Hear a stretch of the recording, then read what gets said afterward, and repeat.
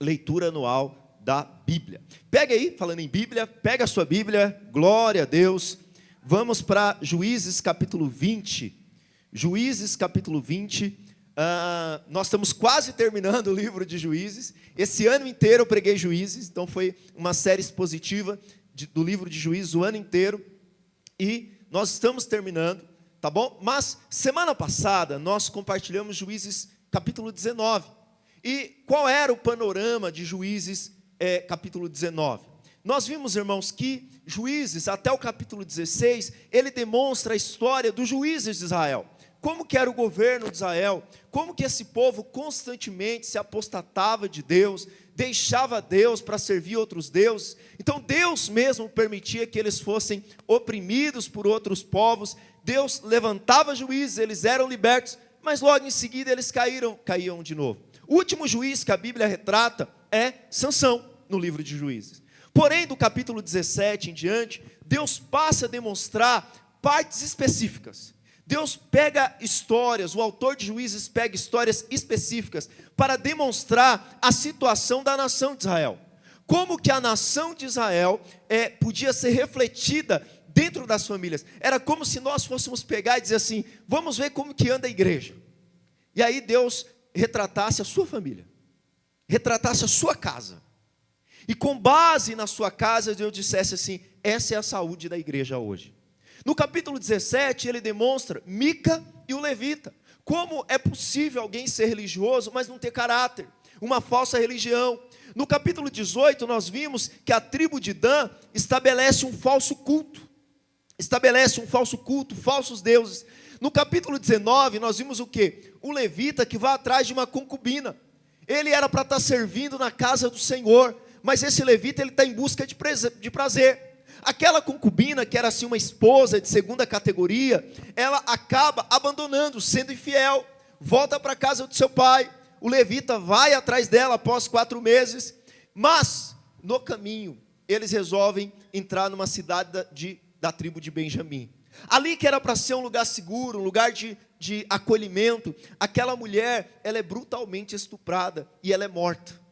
Então aquele levita, ela parte aquela mulher numa cena terrível e distribui entre as tribos de Israel, as 12 tribos. Nós vimos semana passada o perigo de alguém que não tem Cristo, de alguém que está apenas em busca do seu próprio prazer, que está apenas em busca daquilo que lhe é melhor.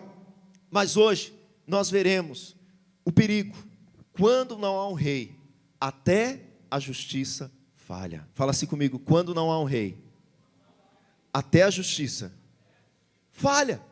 Porque quando o povo de Israel, as 12 tribos, incluindo Benjamim, recebe aquela cena terrível, qual que é a situação?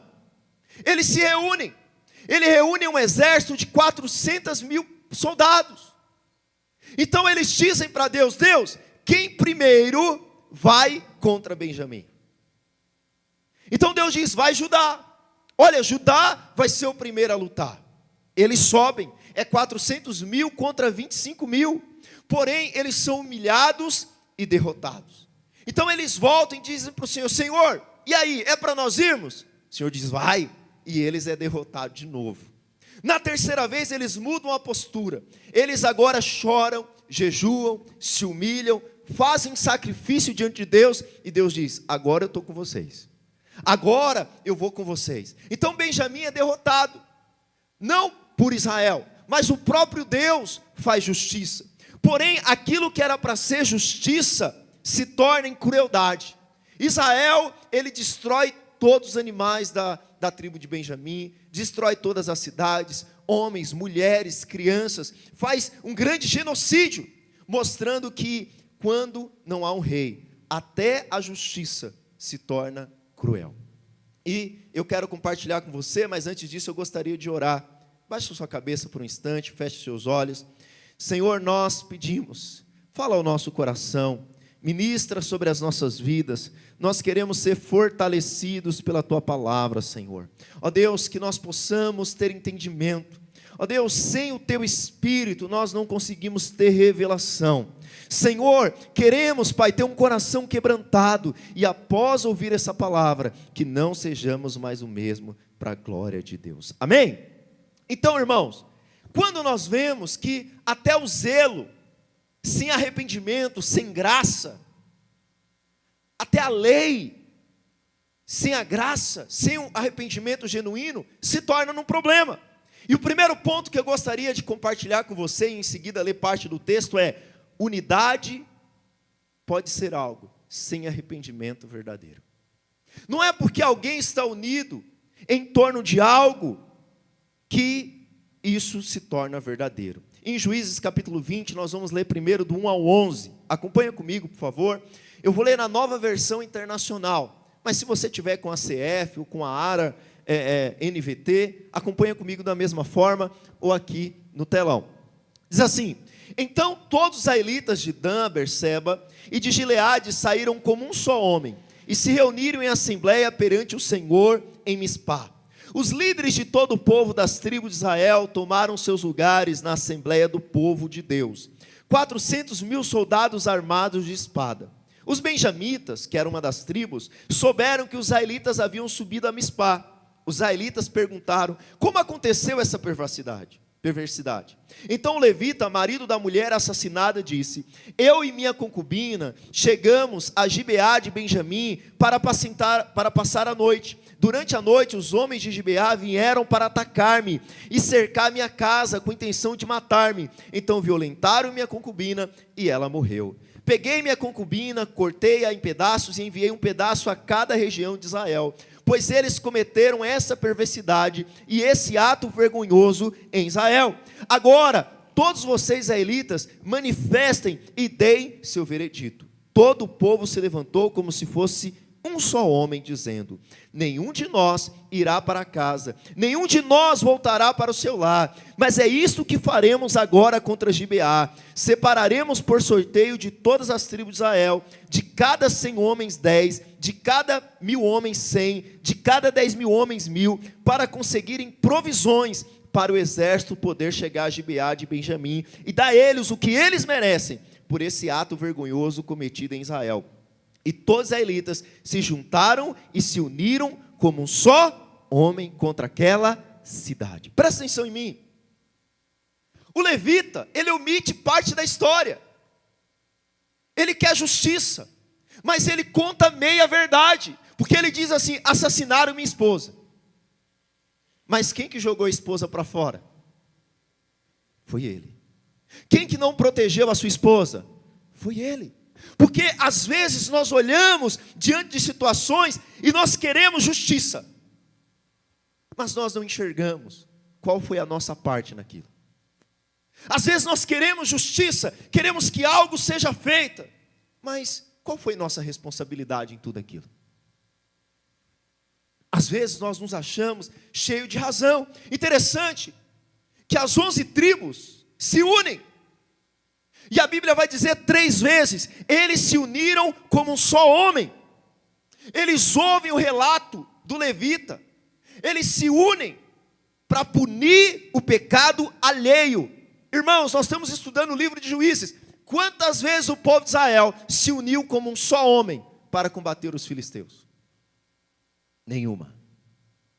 Quantas vezes o povo de Israel se uniu como um só homem para combater os cananeus? Nenhuma. Para combater os moabitas? Nenhuma. Era um juiz, era uma tribo, era uma parte do povo, mas para guerrear contra o seu próprio irmãos, eles se uniram como um só povo. A pergunta é: quando aquela tragédia aconteceu, e eu disse para você que o texto da semana passada deveria entristecer o nosso coração, e nós devíamos lamentar por Israel e por nós, por tamanho pecado. Israel, ele quer combater Gibeá, ele se une, mas Israel não reconhece o pecado em si mesmo. Irmãos, é fácil nós olharmos para o mundo, olharmos para o que o mundo faz, querer Fala, não, tem que ter justo. Cadê a pena de morte no Brasil? Precisa de pena de morte. Você lembra o que aconteceu no Rio de Janeiro agora? Aquelas centenas de pessoas mortas. Aí você fala, tudo bandido, pastor. Tem que fazer justiça mesmo. Mas a pergunta é, qual a nossa parte nisso como igreja? Eu estou olhando o pecado alheio. Eu estou olhando aquilo que o outro está fazendo. Mas qual a minha parte como igreja? Qual parte do nosso pecado? Qual a consequência de nós termos nos prostituído com outros deuses que levaram aquele povo àquela situação? Eu não sei você, ano novo, eu estava na casa da minha sogra, e a casa dela dá bem com a rua com a janela. E tinha um bando de motoqueiro. E dentro de mim eu estava, filhos do capiroto.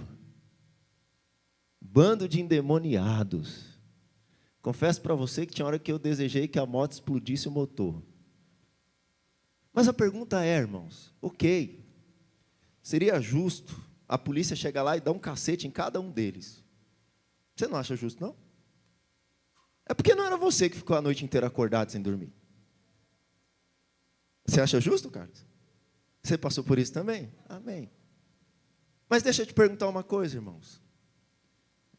Para que no ano que vem, o Natal, não aconteça a mesma coisa na sua rua, o que nós vamos fazer?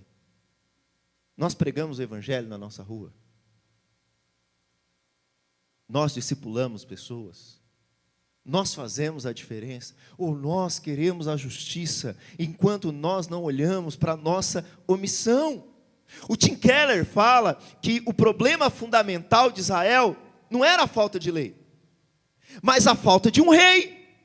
O povo sabia, e eu e você sabemos o que é certo e o que é errado, mas não tinha um coração transformado que os capacitasse a agir corretamente. O Brasil está do jeito que está, mas somos 40 milhões de evangélicos. Por que nada muda? Porque antes de nós olharmos para o pecado do mundo, irmãos, nós precisamos olhar para nós. O que nós temos feito? Nós temos orado pela nossa cidade? Nós temos nos arrependido pelos nossos pecados? Nós temos chorado diante do Senhor por tudo aquilo que tem acontecido à nossa volta? Ou nós estamos com o megafone gritando, dizendo para o pecado alheio que faça justiça sobre ele? Que ele queime. Lembra tinha uma novela? Eu sei que você é crente, você não assiste novela. Mas nessa época você não era. Tinha uma novela que o pessoal falava assim, que você queime no mármore do inferno. Quantos lembram aqui? Mas vocês já eram crente nessa época, quem levantou a mão aí?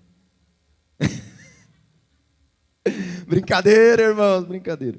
Bom, entenda uma coisa. Talvez eu estou querendo justiça, e a justiça seja mesmo, que esse miserável seja tudo morto. Mas a pergunta é, irmãos, e o nosso pecado? E a nossa omissão? Ao saber do pecado alheio, ao ouvir as notícias que o mundo tem feito, corremos o risco de ser como os israelitas, querer exercer a nossa justiça própria rapidamente, mas não reconhecer que nós próprios temos pecado e que também precisamos de arrependimento. Arrependimento da nação começa com arrependimento da igreja. Você quer que o povo da sua rua se arrependa? Começa com você.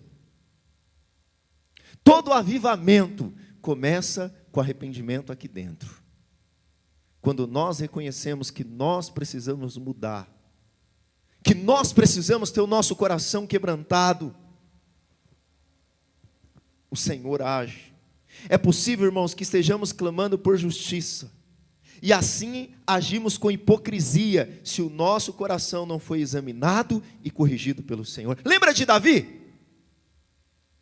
O que aconteceu com Davi? O profeta Natã era o profeta do rei. E você sabe, não é legal profeta ter amizade com o rei. Porque uma hora você vai ter que repreender o rei. E pode ser que o rei corte a sua cabeça. Herodes gostava de João Batista. Mas teve uma hora que João Batista perdeu a cabeça. Interessante que Natã não podia chegar para Davi e falar: Davi, você pecou contra Betseba, você matou Urias, cara, você colocou Urias para ser morto. Então ele chega com estratégia. E o que ele diz para Davi? Davi, aqui no reino de Israel, tinha uma pessoa que ia receber um amigo. Ele tinha muitas ovelhas, Davi. E aí o amigo chegou, ele não quis matar nenhuma das ovelhas dele. Mas tinha uma pessoa aqui em Israel, Davi, que tinha só uma única ovelha. Você sabe o que ele fez? Ele foi lá, matou a ovelha daquele homem que tinha uma única ovelha. E deu para o seu visitante. O que Davi fala? Quem é esse miserável? Vou matar ele agora! O que Natan vira? É você. Porque nós somos rapidamente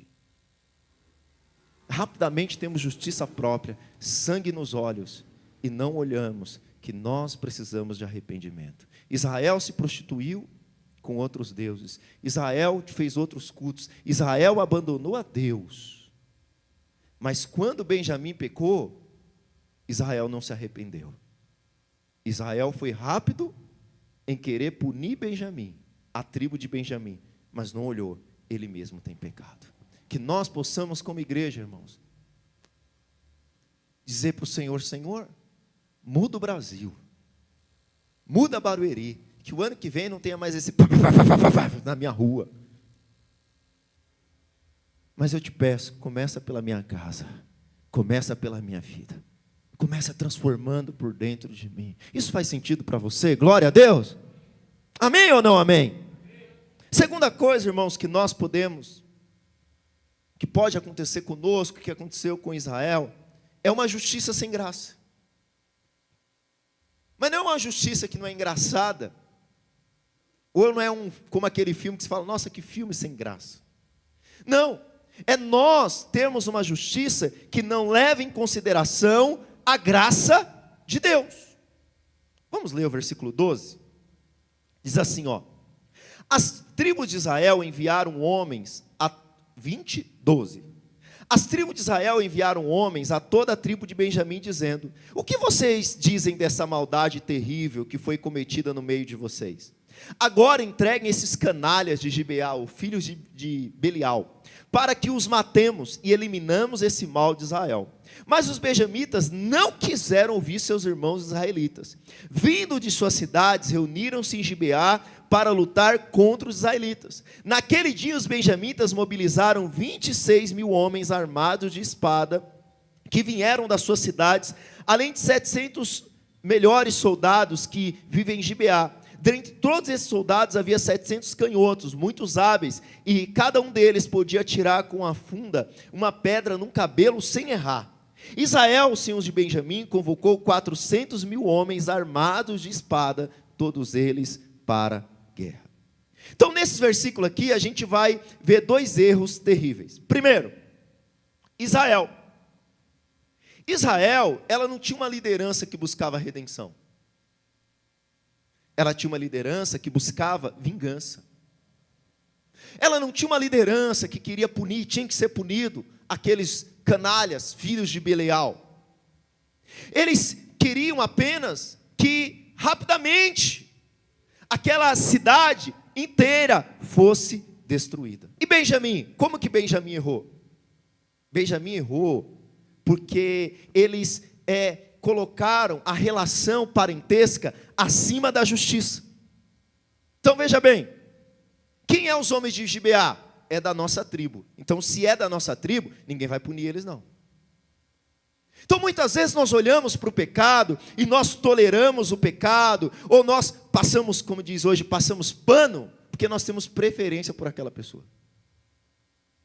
Mas quando nós temos outra pessoa que não é da nossa tribo, rapidamente nós queremos punir e nós não queremos agir com graça. Quando alguém próximo de nós peca, erra, temos a tendência do que, irmãos? De querer cobrir o pecado da pessoa. Veja bem, criança é uma bênção. Quando é o filho dos outros, como que a gente trata? E quando é o nosso, como que a gente trata? Meu filho, professora, jamais. Você não sabe o anjinho que ele é em casa. Tem até 2 asinhas. Mãe, está aqui a filmagem. O menino colocou fogo na escola. Meu menino não, isso é culpa do isqueiro. Quer ver? Eu vou fazer um teste. Pensa no seu político favorito. Pastor, eu não tenho. Tem sim. Agora pense em todos os crimes que ele é acusado. Eu tenho certeza que na sua cabeça e na minha cabeça, você já deu 10 motivos porque ele é perseguido e inocente. Agora inverte. Pensa no político que você odeia, que você não gosta.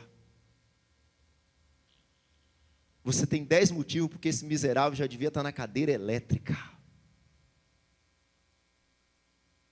Pensa quando o presidente que você gosta está no poder. Romanos 3 diz, orai por todas as autoridades. Quando você gosta, orar por quem está no poder fica fácil. E quem você não gosta?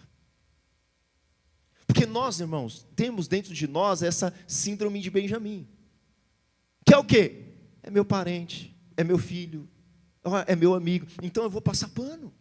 Eu vou tolerar o pecado. Mas e o outro? Não, o outro... Veja bem, nós precisamos entender, irmãos, que nós não podemos justificar e ser tolerante, mas ao mesmo tempo, nós temos que tomar cuidado quando o nosso zelo se torna algo destrutivo. Por exemplo, a lei de Deus é boa, sim ou não? Sim. Aí os fariseus pegou a mulher em adultério. Não é verdade? Pegou no flagra. Eu imagino que os dois estavam lá pelado ainda. Foi pego no flagra. Então agora nós temos 3 pessoas na cena do crime. Temos a mulher adúltera, temos os fariseus e temos quem? Quem é a outra pessoa que está na cena? Jesus. Jesus está lá. Então eles chegam e eles falam o quê? Estão com pedra na mão para tacar na cabeça da mulher. Nós somos zelosos, Jesus. A lei de Moisés diz que essa mulher tinha que ser apedrejada. E o Senhor Jesus, o que o Senhor diz? Jesus podia ter um zelo destrutivo, como Israel teve. E dizer, é verdade, a lei diz, taca a pedra na cabeça dela. Jesus inverte, Jesus diz, Jesus é o rei redentivo, que Israel não tinha no Antigo Testamento. O que Jesus disse? Quem não tem pecado, atire a primeira pedra. Os homens de Gibeá tinham que ser punidos. Mas entenda uma coisa, Israel tinha muito pecado para sair atirando pedra. Nós temos um zelo em nosso coração e somos zelosos, amamos a lei de Deus. A lei de Deus é boa. Nós é que somos problemáticos. Por isso Deus nos enviou a nova aliança. Mas a nossa justiça tem graça. A graça que você recebeu é a graça que você tem usado para com outros. Eu tinha 2 irmãos aqui na igreja, uma bênção. Nenhum dos 2 está mais conosco. Também não sei por que nós somos tão gente boa. Como que alguém pode viver sem a gente? Que absurdo. E tinha um que era muito fiel à obra do Senhor. Ele estava aqui participando de tudo. Não era esse prédio, era o outro prédio. Ele estava aqui muito dedicado à obra do Senhor. E o outro irmão, eu confesso que ele era bem relaxado. Então aquele irmão que trabalhava na obra do Senhor, ele dizia, pastor, você precisa ser mais rígido com esse irmão. Você precisa disciplinar mais. Por quê, meu irmão? Pastor, tem encontro com Deus, o irmão está trabalhando. Está lá no comércio dele. Tem oração aqui na quarta, o irmão está lá no comércio dele. Eu falei, irmão, eu entendo, um dia ele vai abrir os olhos, ele está dando prioridade, mas um dia ele vai estar aqui conosco, continue orando, vamos continuar ministrando na vida dele. Seja gracioso com ele. Pastor, você é muito mole. E eu falava, talvez eu seja mesmo. Aí um dia esse irmão falou, pastor, eu vou abrir meu comércio. Falei, amém, irmão. Você sabe quem nunca mais apareceu nas reuniões de oração? Esse irmão. Sabe por quê? Porque nós somos graciosos conosco, mas somos punitivos com o outro. Nós falamos para o outro, você tem que colocar Deus em primeiro lugar, o reino em primeiro lugar. Mas muitas vezes nós mesmos não colocamos. A graça de Jesus é muito linda para mim. A imagem da cruz é muito linda para mim. Mas a imagem da cruz precisa ser linda e maravilhosa para o outro. E talvez você está dizendo assim, pastor, você tinha que falar isso mesmo? Esses irmãos dessa igreja precisam usar mais de graça comigo. Não, não é sobre você. É sobre você usar graça para com o outro. É sobre você entender a graça redentiva. A graça de Jesus não é somente para você. A mesma graça que te redimiu, a mesma graça que te salvou, é a mesma graça que salvou esse irmão que está aí do teu lado. É a mesma graça que alcançou esse irmão aí do teu lado. Mas eu vou dizer algo para você. Você vai precisar usar de graça com ele. Você vai precisar usar de graça comigo. É para tolerar o pecado? Não. Na graça há correção. Nós temos que corrigir um ao outro. Temos que dizer um ao outro. Você precisa mudar. Você precisa colocar Deus em primeiro lugar. Você precisa colocar o reino em primeiro lugar. Mas nós precisamos dizer, nós precisamos da graça do Senhor. Você tem sido alguém gracioso? Porque quem recebe graça é gracioso com os outros. Amém, irmãos? Terceira coisa. Nós vamos ler agora do 18 ao 25. Os israelitas subiram a Betel, a casa de Deus, e consultaram a Deus. Quem de nós irá primeiro contra os benjamitas? Perguntaram. O Senhor respondeu, Judá irá primeiro. Na manhã seguinte, os israelitas se levantaram e armaram acampamento perto de Gibeá. Foi a cidade onde a mulher foi estuprada, foi morta, teve um pecado terrível. Os homens de Israel saíram para lutar contra os benjamitas e tomaram posição de combate contra eles em Gibeá. Os benjamitas saíram de Gibeá e naquele dia mataram 22.000 israelitas no campo de batalha. Mas os homens de Israel procuraram animar-se uns aos outros e novamente ocuparam as mesmas posições do primeiro dia. Os israelitas subiram, choraram perante o Senhor até a tarde e consultaram o Senhor: devemos atacar de novo os nossos irmãos benjamitas? O Senhor respondeu: vocês devem atacar.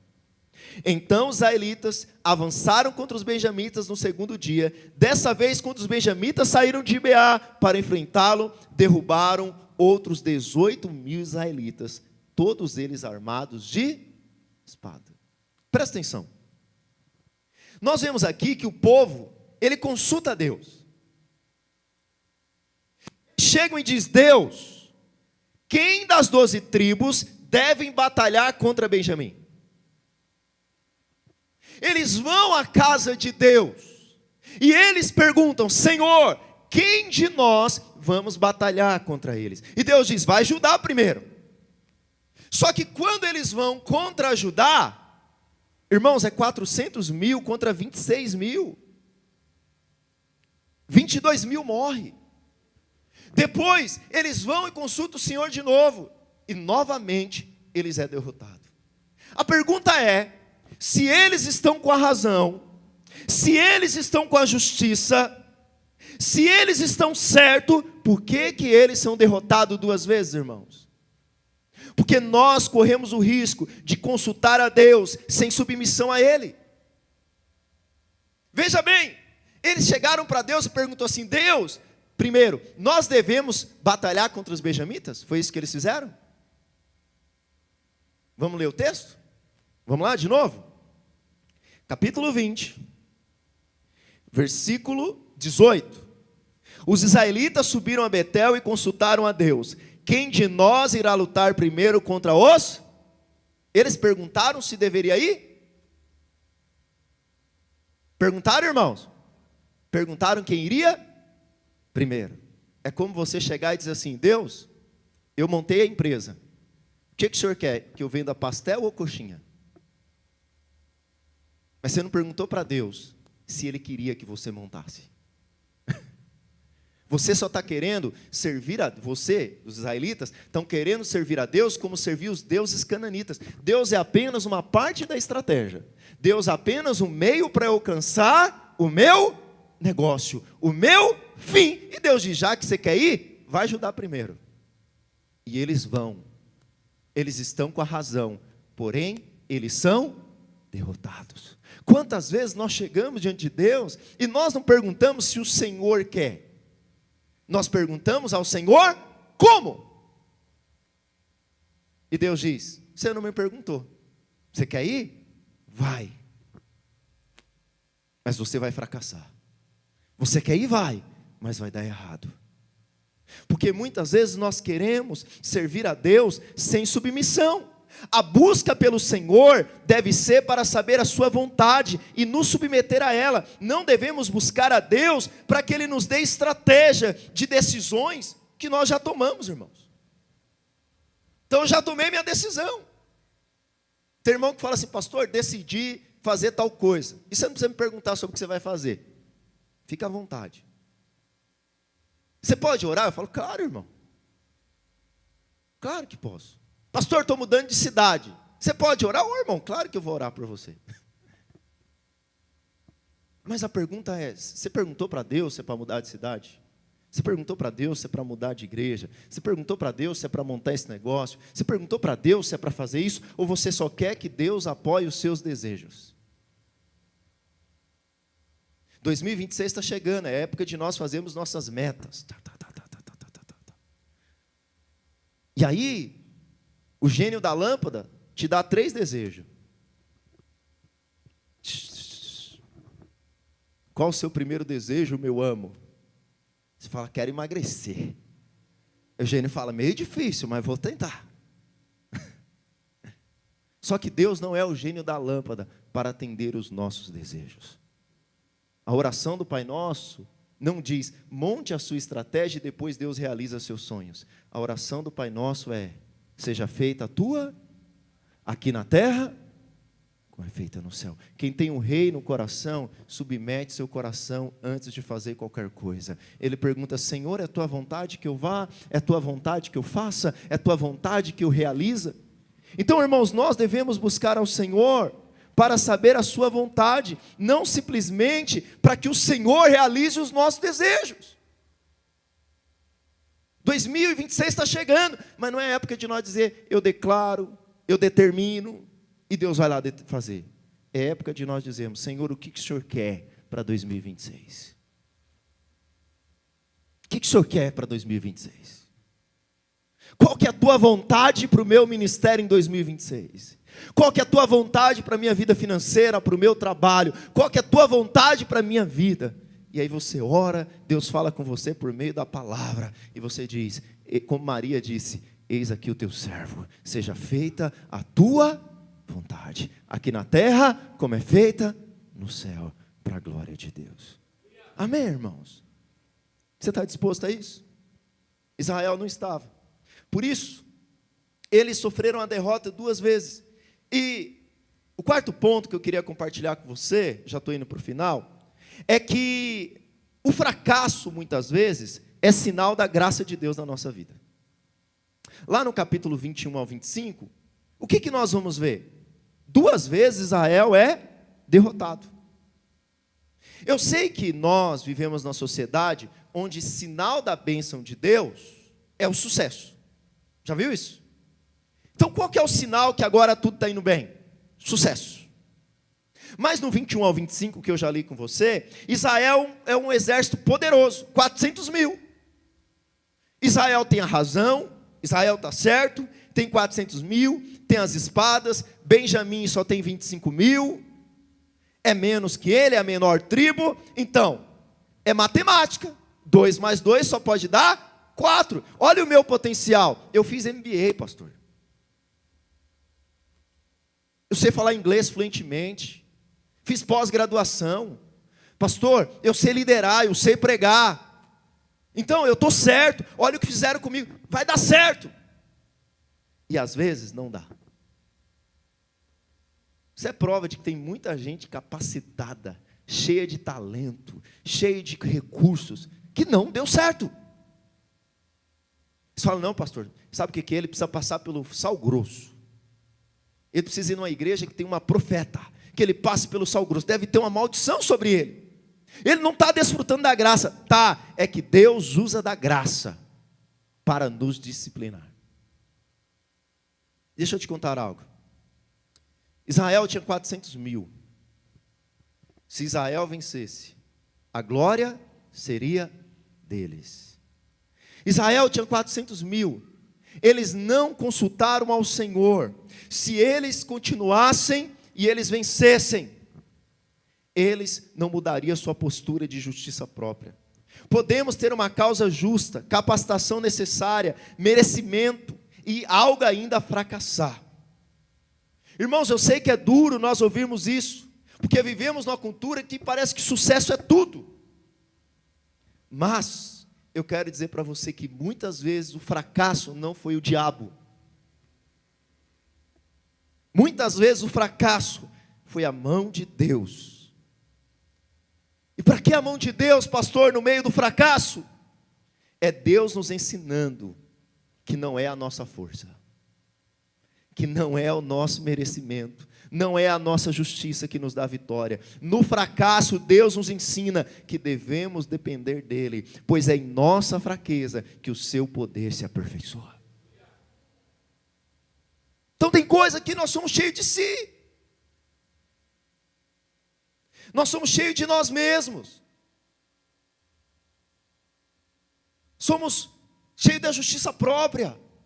Eu tenho a razão, eu tenho a capacitação, eu sei fazer. E aí, Deus escolhe o Zezinho lá da empresa e não escolhe você. E você fala, o diabo está furioso. Tá não, irmão. É a mão de Deus mesmo dizendo, eu te amo e eu vou te disciplinar. Aí chega aquele dia que você fala assim, olha, eu desisto. Fiz inglês, fiz MBA, fiz pós-graduação, e faça, viu? Estude. Estude. E ninguém me reconhece, as coisas não vão, eu não mereço. Irmão, quando você fala isso, você já viu aqueles filmes, desenhos que faz assim, aquele barulhinho e o céu abre? Quando você abre a boca e diz assim, eu não mereço, o céu se abre e diz, agora eu vou te abençoar. Agora você vai receber. Agora não é porque não é sobre você, é a graça de Deus. Irmãos, eu tenho uma experiência. Todo lugar que eu passo, o pessoal brinca comigo. Eles falam, você é o preferido da chefia.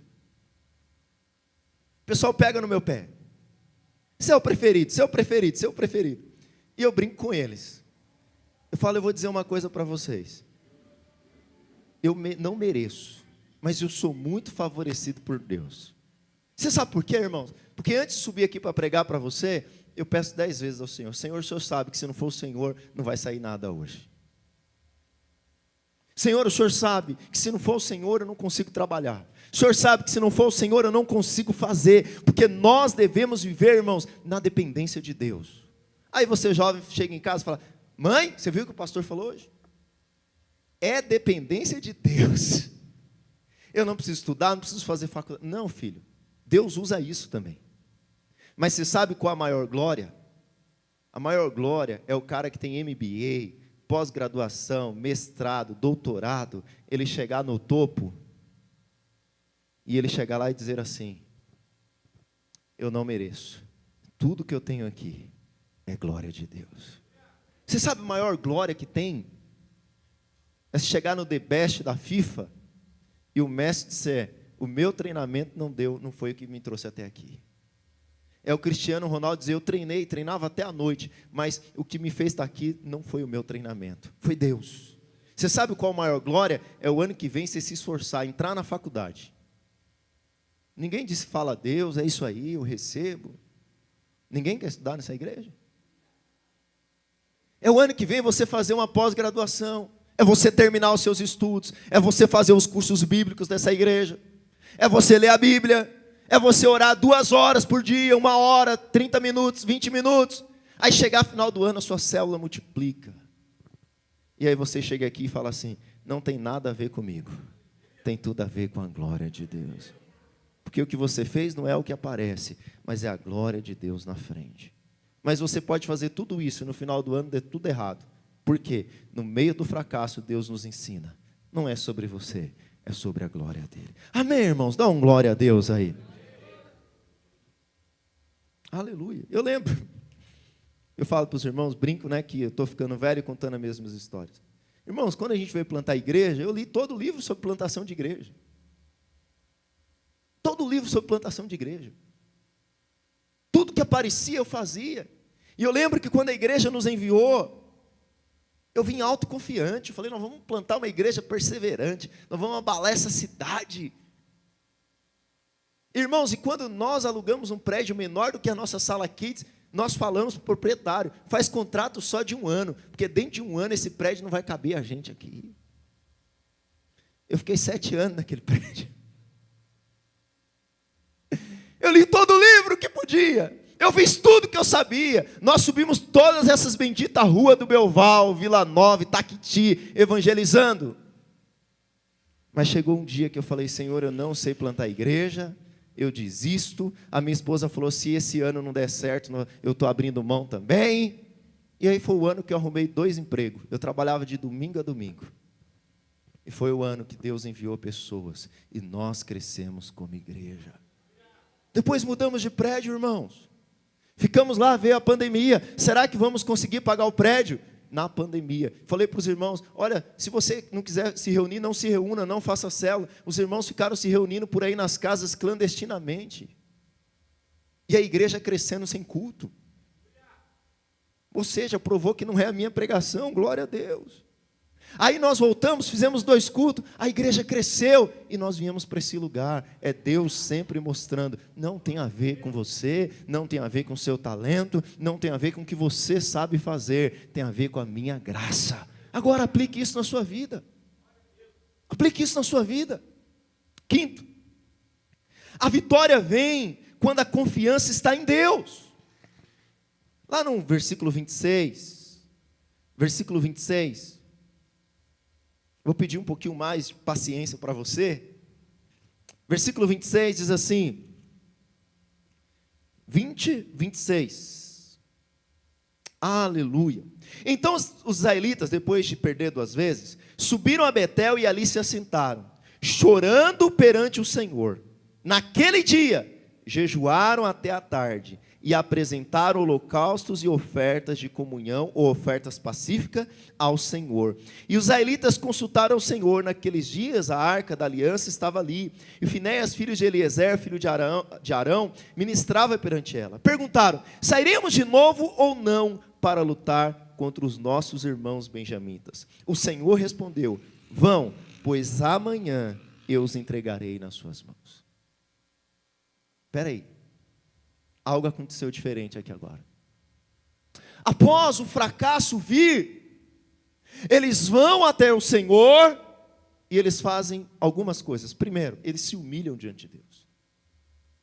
Porque, irmãos, 400 mil perder para 26, perder 10% do exército, é humilhante.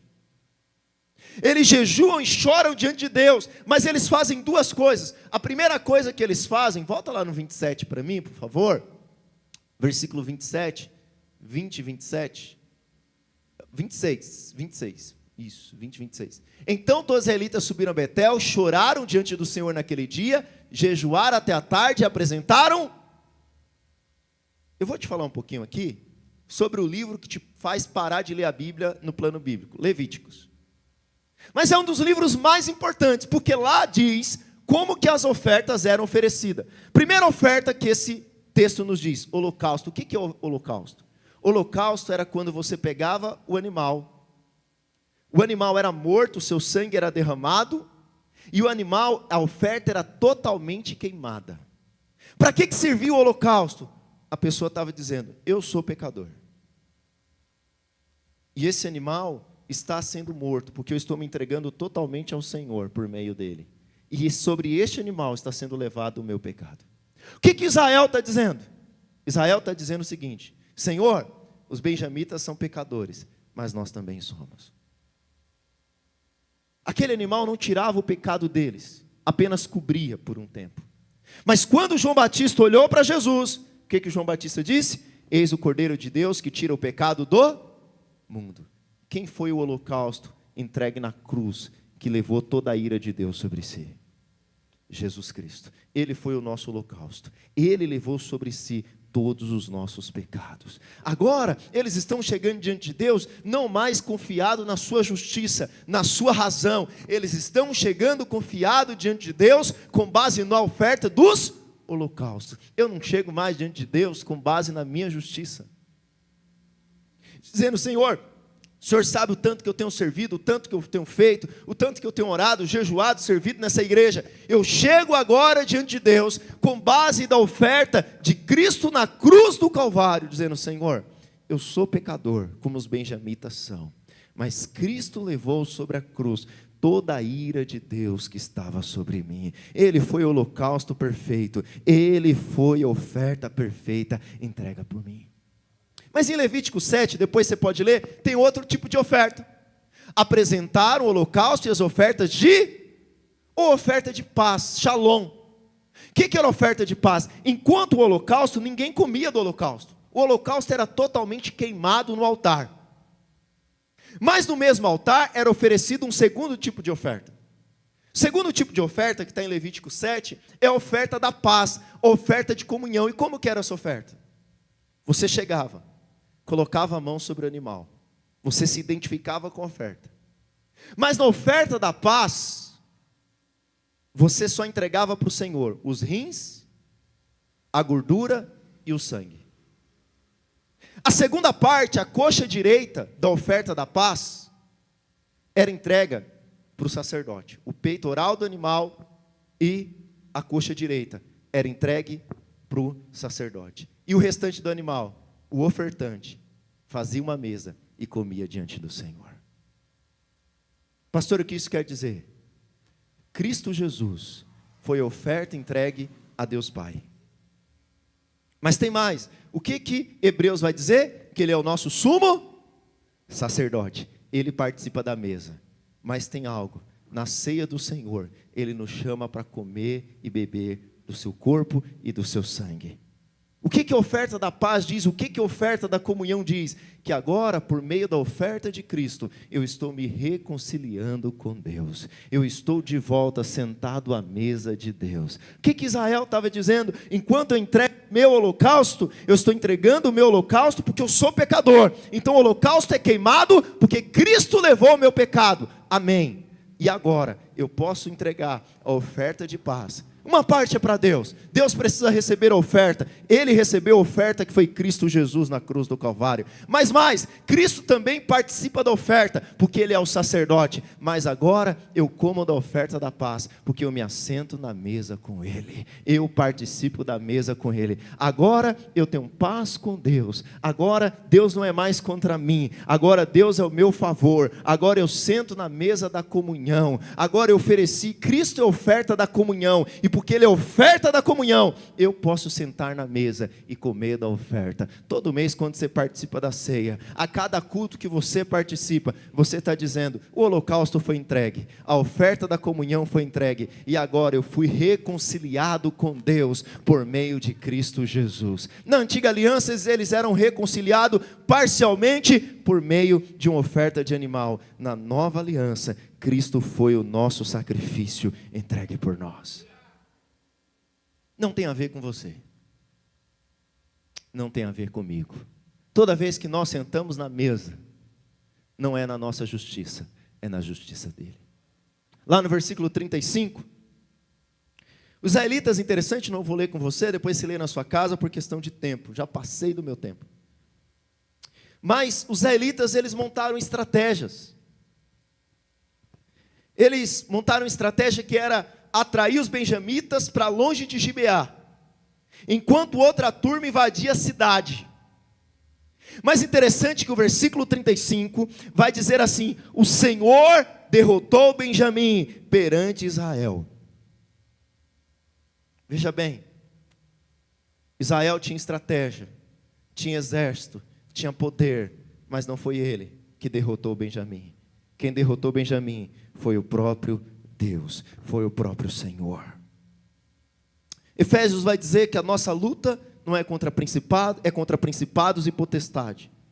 Nossa luta não é contra pessoas, mas nessa batalha não venceremos pelos nossos méritos, por nossas próprias estratégias, mas a vitória vem de confiarmos, pois foi Cristo o holocausto na cruz. Tudo foi consumado, pois Ele levou sobre si a ira de Deus, mas Ele também foi nossa oferta de paz, de reconciliação para com Deus. Ali Ele foi ofertado ao Pai, mas também foi o sacerdote, e Ele nos chama a participar da mesa. Por fim, quando não há rei, quando nós não entendemos a graça, quando nós não entendemos que Deus deseja a reconciliação, a justiça se torna vingança. Quando não há rei, o desejo de justiça se torna vingança. Interessante que do 36 ao 38, o que nós vamos ver aqui agora? Do 36 ao 38. Então os benjamitas viram que estavam derrotados, os israelitas bateram em retirada diante de Benjamim, pois confiavam na emboscada que tinham preparado perto de Gibeá. Os da emboscada avançaram repentinamente para dentro de Gibeá, espalharam-se, mataram todos os habitantes da cidade. Mas eles não pararam aí, irmãos. Já era errado eles matarem toda a cidade, devia ser somente os homens de Belial. Mas interessante, que lá no versículo 46, por questão de tempo, naquele dia 25.000 benjamitas que portavam espada morreram todos, eles soldados valentes.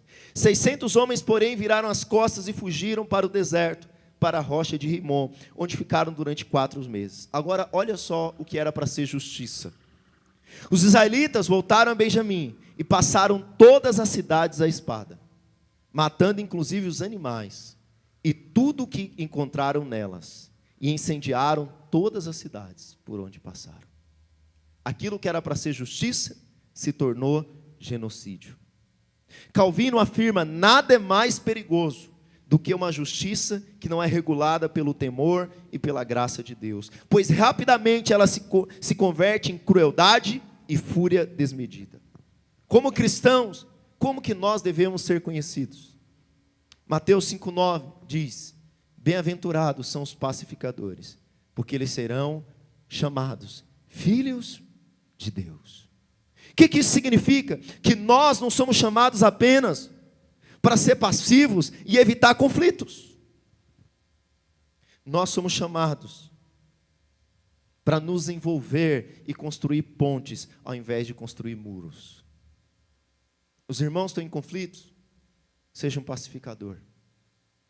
Não é fugir de tratar problema. Eu sempre falo para os irmãos: não leva para o pessoal, nós precisamos tratar isso. Mas entenda algo: nós somos pacificadores. E quando nós somos pacificadores, nós somos chamados filhos de Deus. Fique de pé no seu lugar. Esse texto, irmãos, faz parte de algo maior em Juízes.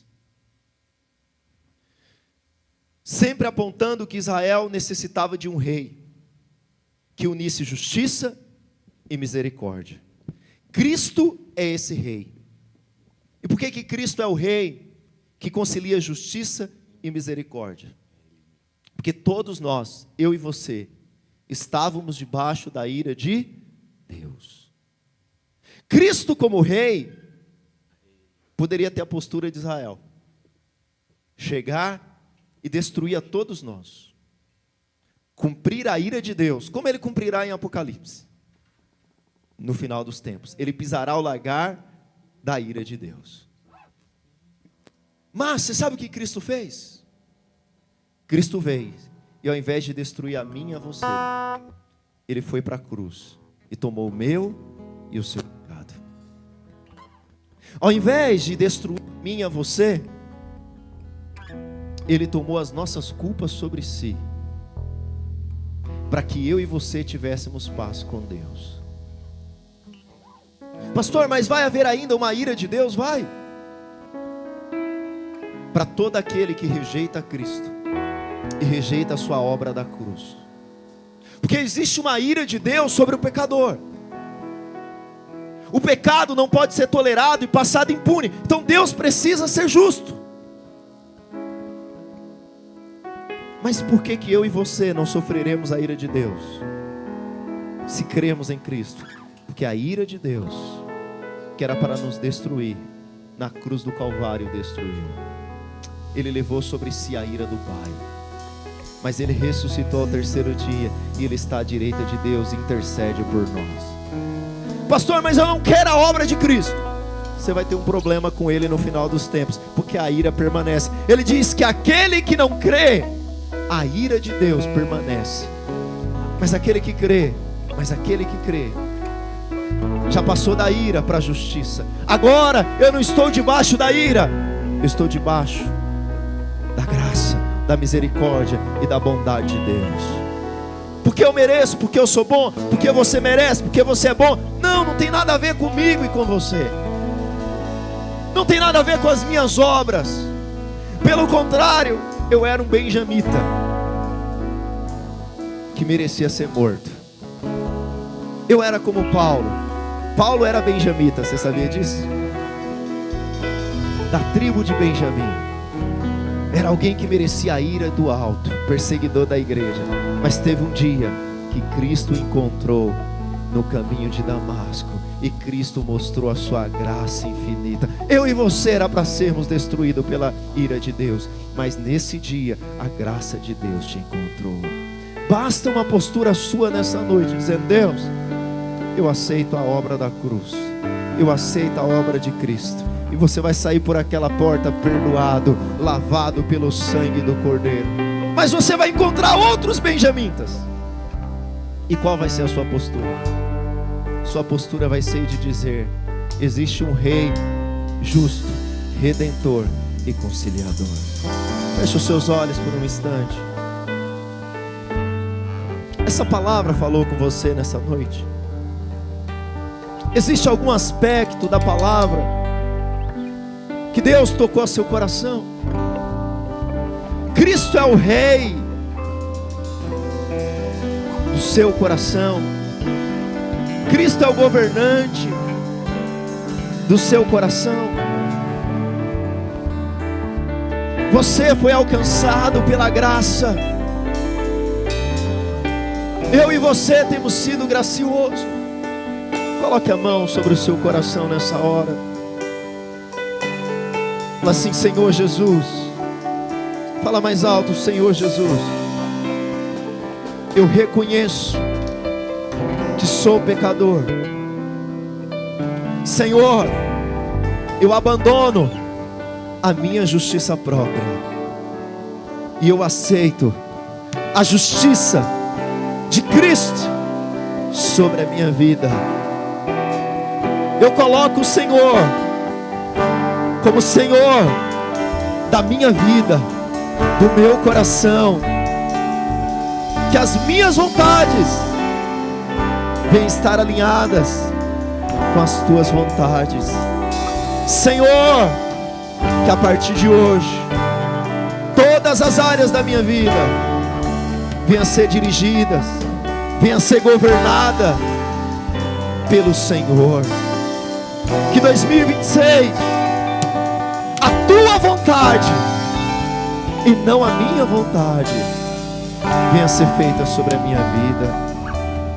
Senhor, me ajuda a ser gracioso, a não tolerar o pecado, mas ser gracioso com as pessoas ao meu lado, assim como Cristo foi comigo, para a glória de Deus.